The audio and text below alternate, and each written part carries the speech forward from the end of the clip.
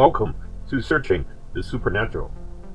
This episode will be discussing the 1967 Bigfoot footage filmed at Bluff Creek in Northern California by investigators and filmmakers Roger Patterson and Bob Gimlin.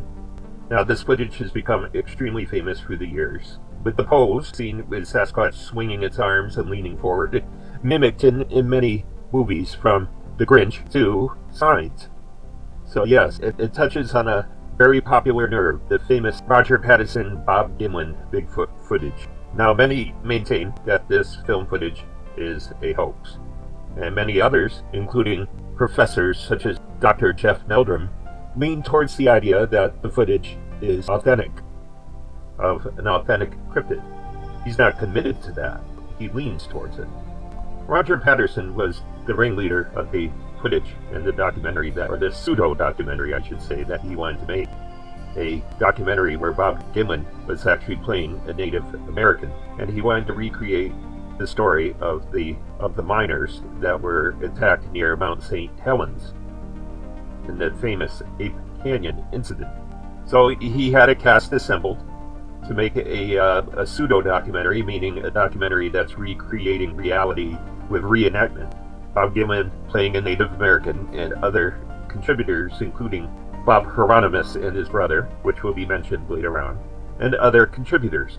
So they were in the Six Rivers National Forest in Northern California shooting stock footage of the forest and of the local wildlife and nature. They were on horseback. They were investigating an area that was known for Sasquatch sightings and for various foot impressions that have been discovered through the years. Upon riding into a sandy flood zone of Bluff Creek, where there was a lot of sandbank and washed out forest vegetation, they came across a crouching dark figure. And the dark figure promptly stood up and walked at a brisk pace away from them. Roger Patterson jumping off his horse, running after the suspected Sasquatch with his 16mm film camera that he rented in hand. Now, this was a high-quality film camera. You know, it was nothing that he could normally afford on his own. Now, one can suspect that in making this pseudo-documentary that he had arranged or was prepared to have an actor in a ape suit. And the ape suit would be your typical recreation footage that documentaries do nowadays. I mean, there are even debunking documentaries that have been released in the recent decade trying to prove that the Patterson Gimlin footage that they shot in 1967 was a hoax.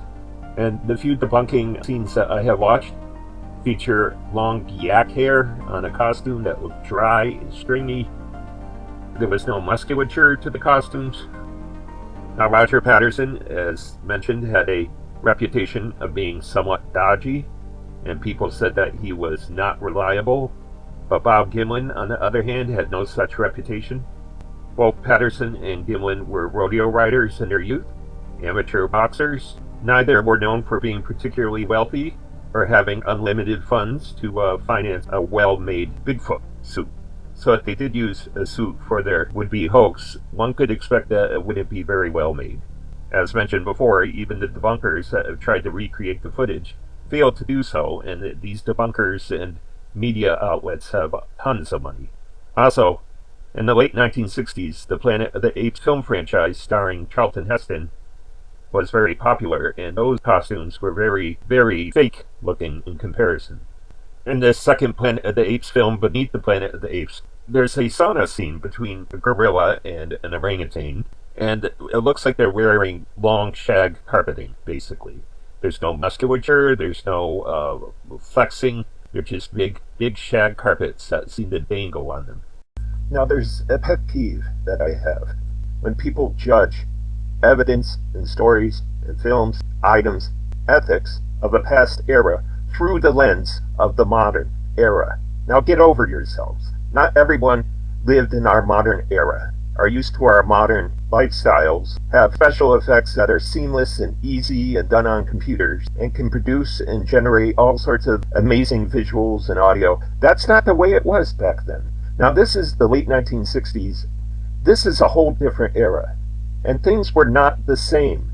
Even Hollywood, with its big budgets, I mean, not big budgets compared to now, but big budgets for the time, with millions of dollars. Not even they were producing ape creatures with muscles underneath the fur, with separate layers of, say, latex musculature, and then adding a layer of skin or fur on top of that. No one was doing that. No one. Even the magnificent Rick Baker in the 1976 remake of King Kong, there's no real muscles on that suit. I mean, it's a beautiful suit, and it walks around like Bigfoot on two legs, and it's a wonderful special effect. But even that doesn't have calf muscles and tendons and triceps and deltoids. It does not have it. Okay? And that was made in 1976. That was made 9 years after the Patterson Gimlin film was shot. So everyone stop judging according to the modern era and start judging according to the era in which something came from. And of course, beyond the argument of the era, we have the argument of the money, right? Rick Baker had a ton of money with that King Kong remake. A lot of money. But look at the legs on that King Kong. Sad. There's no calf muscles, for example. None. There's no thigh muscles. There's like a lump where the calf is and a lump where the thigh is, and that's it. He had millions upon millions of dollars. Now, meanwhile, Roger Patterson and Bob Gimlin did not have millions of dollars. They didn't even have thousands of dollars. He rented his 16mm camera for hundreds of dollars. And they were riding horseback, and they were men of modest means. And they made a Sasquatch suit with an under layer of musculature upon which they stretched some type of latex hide or fur over the muscles. No, they didn't do that. No. Now, the million-dollar question. Is this authentic film footage of an unknown creature? Or is this an actor in a suit? Wikipedia, the online encyclopedia, goes into great detail and effort into analyzing the timetable of Roger Patterson's filming and developing his film, and where the film changed hands and who developed it and how long it took and how long he said it took. And to me, all that's rather irrelevant.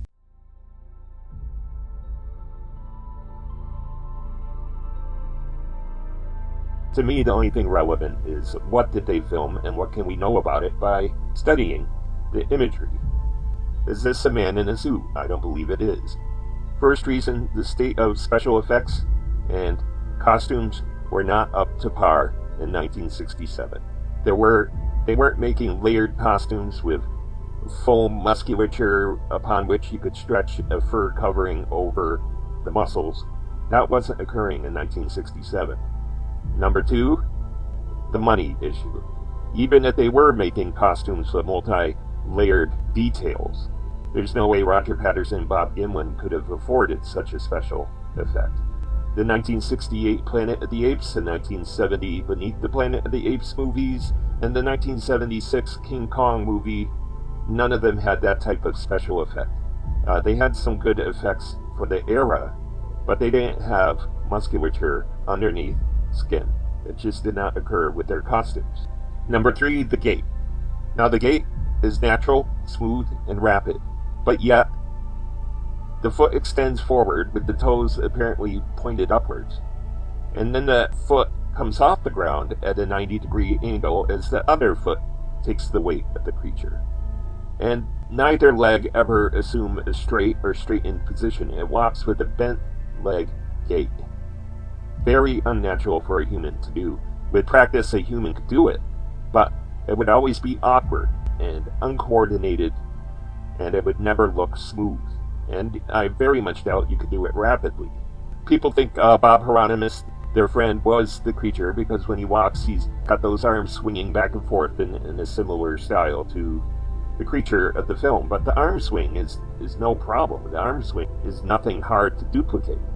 It's the angles of the feet on the ground and walking with the bent leg posture. When humans walk, as you know, we straighten a leg out in front of us as we walk. And when we're taking the weight off our opposing foot, it never comes off the ground completely.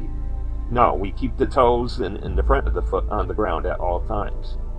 So the gait and the style of walking is completely unnatural. Now, critics and skeptics may say, well, if you had big fake rubber feet on, you too would have to lift them off the ground to make clearance. Yes, you too would have to walk that way, but it would seem awkward. You ever watch a clown walk in their big floppy fake shoes?